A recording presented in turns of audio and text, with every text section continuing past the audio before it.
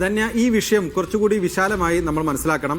അതായത് അല്പം കൂടി ശാസ്ത്രീയമായ പഠനങ്ങളുടെയും വിവരങ്ങളുടെയും അവലോകനങ്ങളുടെയും അടിസ്ഥാനത്തിൽ ഈ തെരഞ്ഞെടുപ്പിനെ നേരിടണം എന്ന കാര്യത്തിൽ UDF-ലെ കക്ഷികളെല്ലാം തന്നെ ഒരേ നിലപാടാണ്. ഇത് സംബന്ധിച്ച് മുസ്ലിം ലീഗും കോൺഗ്രസും തമ്മിൽ മാത്രമല്ല UDF-ലെ മറ്റെല്ലാ കക്ഷികളും ഇക്കാര്യത്തിൽ ഒരേ മനസ്സോടുകൂടിയാണ് നീങ്ങുന്നത്.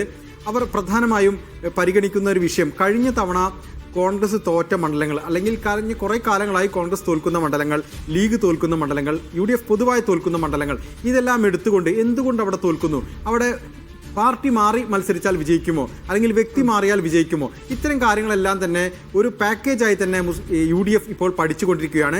അതിൻ്റെ പ്രാഥമികമായ ഒരു അവലോകനം, ഒരു റിപ്പോർട്ടിംഗ് കഴിഞ്ഞ UDF യോഗത്തിൽ നടന്നിട്ടുണ്ട്.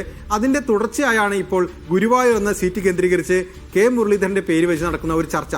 അതിനകത്ത് ഏറ്റവും പ്രധാനപ്പെട്ട വിഷയം, ഓരോ മണ്ഡലവും എടുത്ത് ഈ പരിശോധിക്കുമ്പോൾ ഗുരുവായൂരിൻ്റെ കാര്യത്തിൽ നിലവിൽ UDF-ലുള്ള ഒരു ധാരണ മുസ്ലിം ലീഗിന് ജയസാധ്യതയില്ലാത്ത ഒരു മണ്ഡലമാണ്.